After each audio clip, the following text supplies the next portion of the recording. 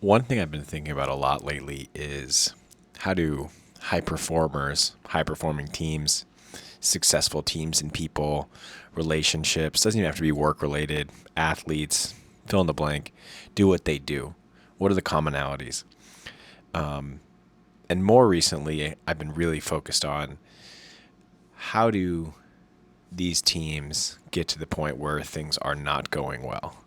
What are the common missteps we take when it just kind of starts going wrong and it's really hard for us to get out of it? And I think there are so many reasons that this can be the case. And one of the things I like in this exercise is like the self help books, the leadership books, the team building books. Social media is like a great place, I think, both to find things that are really awesome and uplifting, find things that are useful, but also a place where you find things that are really superficial and trite and unhelpful. And generally, like I'm pretty, I absorb any sort of like positive mantras or just like quick, pithy, positive, uplifting sayings.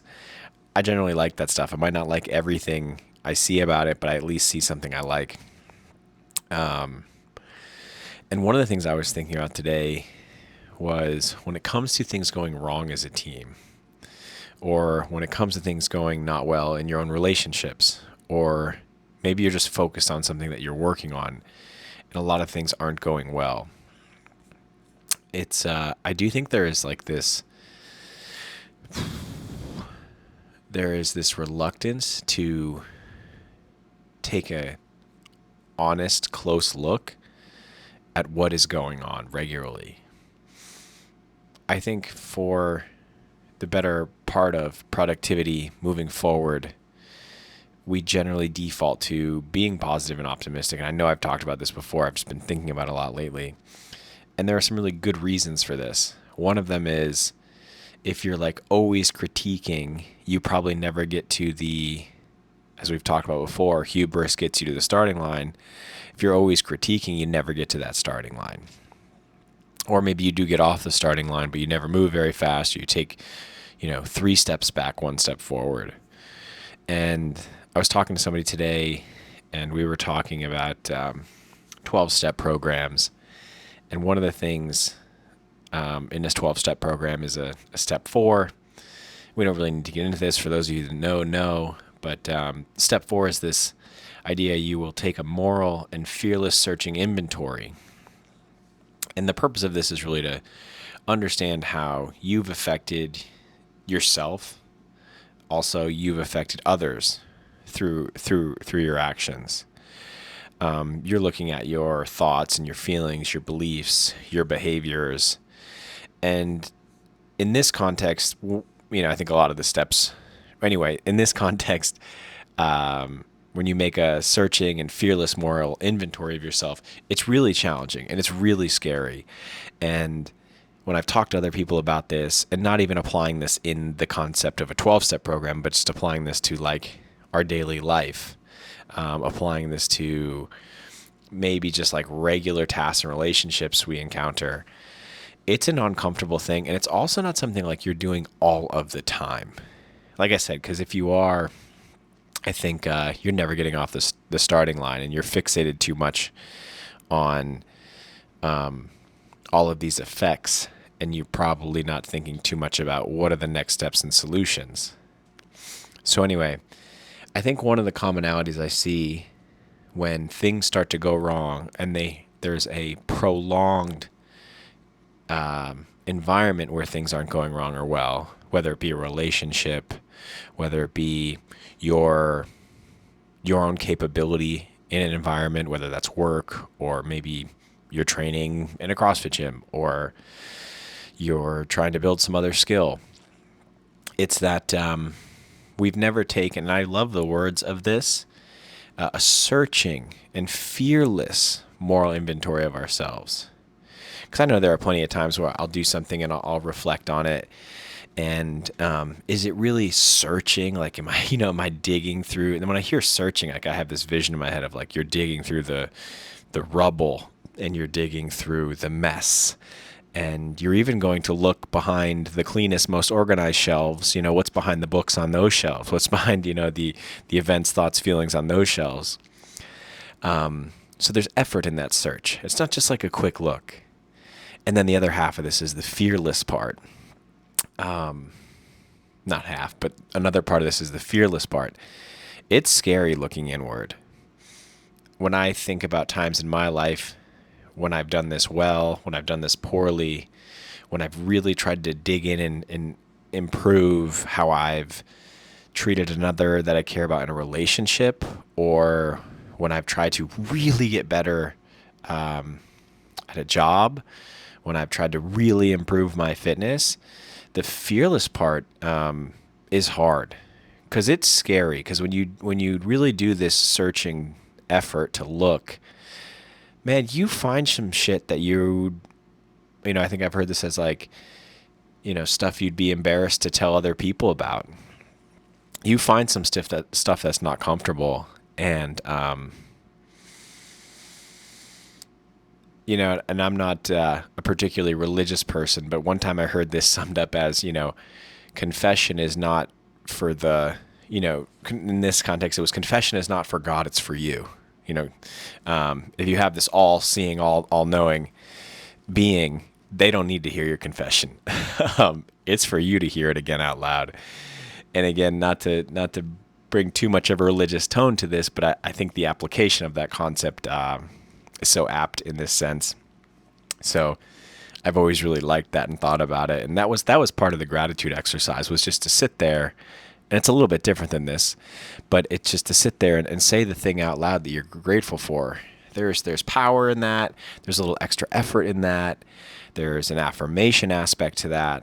And same thing when it comes to this concept of like this fearless and searching moral inventory. Taking an honest look at yourself, maybe putting that down on paper, saying it out loud. Damn, it's scary sometimes, because it's so much better to look at all the stuff you might have messed up in the past and, still kind of know that you did it, but to not have to come face to face with it feels a lot better than turning around and looking at it, straight in the eye. And this is just a hard thing for all of us to do. This could be something as simple as like I said, a task you do in work. This could be something as deep and meaningful as the way you treat a loved one or have treated a loved one in the past. The other thing I think that is really challenging is, for some odd reason, when we look at evidence or events or our own actions that can be portrayed as negative, or we feel are as negative or bad, for some odd reason, it's like the one or two negatives weigh heavily on us compared to the 15,000 positives. And I think that's another reason it's scary to look at those things. And I think it's another reason we like to gloss over them. But I think about this, if you really want to be good at something, if you really want to get better at something, if you want something that you're involved with to try and get better, and you're not willing to take that searching and fearless step, and you haven't done so in a little while, it's tough to do those things. It's tough to make those things better. It's tough to get out of the rut. But damn, it's not comfortable. So was thinking, and it's just a skill. It's a skill when I see people who have the skill to really look inward, really analyze what went well, what didn't I do well, what could I have done differently, what have I been doing recently that will help me not repeat that mistake or not act that same way or do better next time. When I see people who do have those skills, it's something that's like, it's so worth admiring. And it's hard not to pay attention to, because at the same time, what you see in them is not only the ability to do that search, be fearless, be honest with themselves, but they also don't get stuck on it. They don't ruminate on it forever. And I think that's another fear of ours. Is like, if I look too closely, if I dig too deeply, and too honestly, I'll never be able to escape it. And that's another part of this is then actually, once you recognize it, putting in the work to move on from it, improve from it. That's another huge part of this. But, I think right now, at least what I see in the space, in the Instagram ether, and what I hear from people is we're pretty eager to like take the steps and put in the work and definitely tell the world that we're putting in the work. I mean, I post a workout to Instagram pretty regularly. Hey, I want you all to know I'm here. I'm working out. I'm putting in the effort. I don't know where it's going or what it's improving, but I just want you to know I'm doing something. But to do that first step of taking a look at what is it that I'm going to improve, or what is it that I'm going to address, or at least just simply acknowledge. Sometimes it's not even about improvement. What am I going to acknowledge? That's a tough one. So that brings me to the next little exercise I had in mind. So about a week ago, maybe a little more than that, we wrapped up the gratitude exercise. And the gratitude exercise was 31 days, one time a day. You just write down on any piece of paper. Could be a piece of paper you save forever. Could be a piece of paper you're never going to see again. You're going to write down one time something you're grateful for. Could be big, could be small. Didn't matter. The act of writing it down, maybe even saying it out loud. And just kind of see how that endeavor, if at all, influences your outlook or how you feel. This time around, this is something I started a while ago, and I'll be totally honest, I've done it intermittently because it's, one, it's just a lot of work. I can admit that. A little laziness on my part. And two, it's uncomfortable.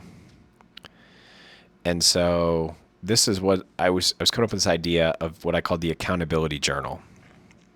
And the accountability journal, I started off doing it daily, and I think this one we're going to do on Wednesdays. So middle of the week, it's a great time for it.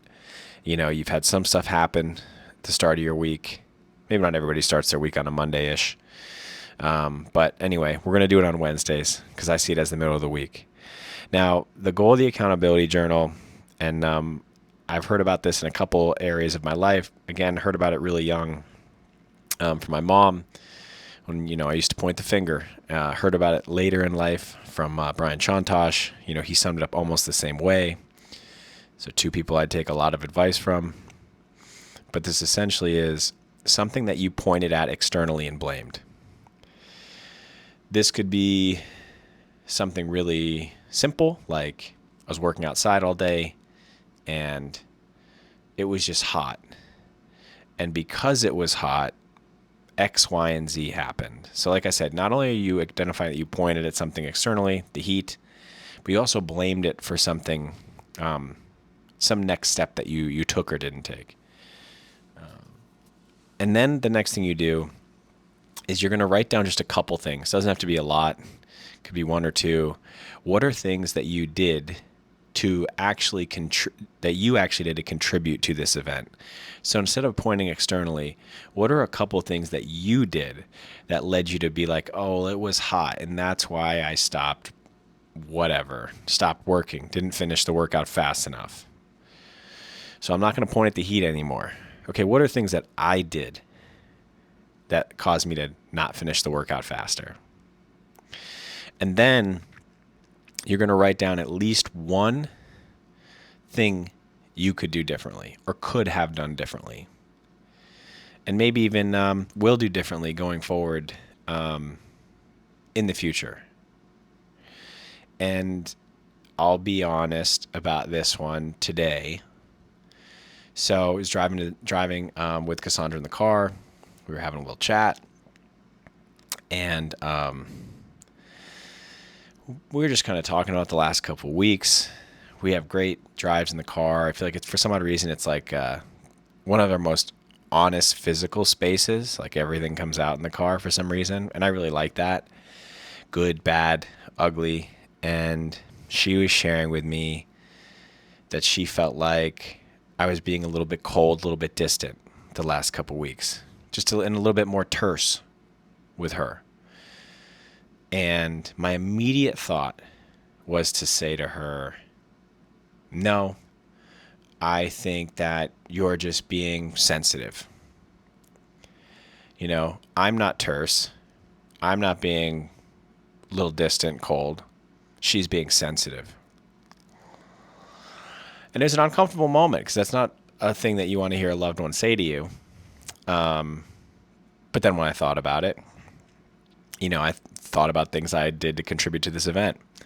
I've been really obsessed and focused on a couple projects. And so because I've been hyper focused on those, it's sort of been like at home time is me focusing on those projects and definitely putting a little less time toward our interactions. And I've also been a little bit stressed about a couple of things that I do of those projects that I want to finish. And so, I use that stress as an excuse to be like, I'm busy. I can't deal with this right now. Okay, so what can I do differently?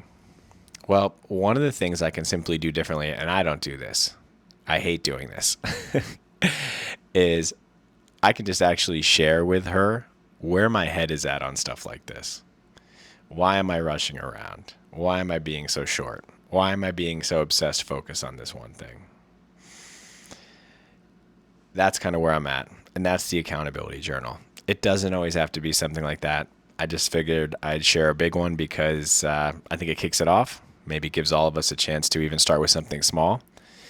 Because like I said, I think one of the layup examples is like the other day I was doing a workout and the person I was doing it with was beating me and it was pissing me off. I've talked about this before.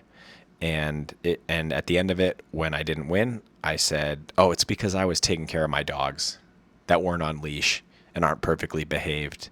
And if I wasn't taking care of my dogs, I would have won. That is passing the buck on accountability. And that is like, some pointing external blame bullshit to the max, because there's plenty of things I could do immediately to mitigate that. And that's just me looking for a little bit of an excuse. So anyway, probably shared a lot more than I thought I was going to there. Went way over our normal 10-minute goal, but that's essentially the accountability journal. We're going to keep sharing that out. It needs some tweaks. So I've thought about it for a long time and sharing it, and I'm happy to continue this here. I think we'll just stick with it on Wednesdays. So that means we got a lot more of these to sit through, maybe 2 times a week. But like I said, it's a tough one. If you really sit down and do it, it's not always comfortable. Anyway, accountability journal. We're kicking that off today, at least every Wednesdays. So this was cool. Awesome to chat. More tomorrow.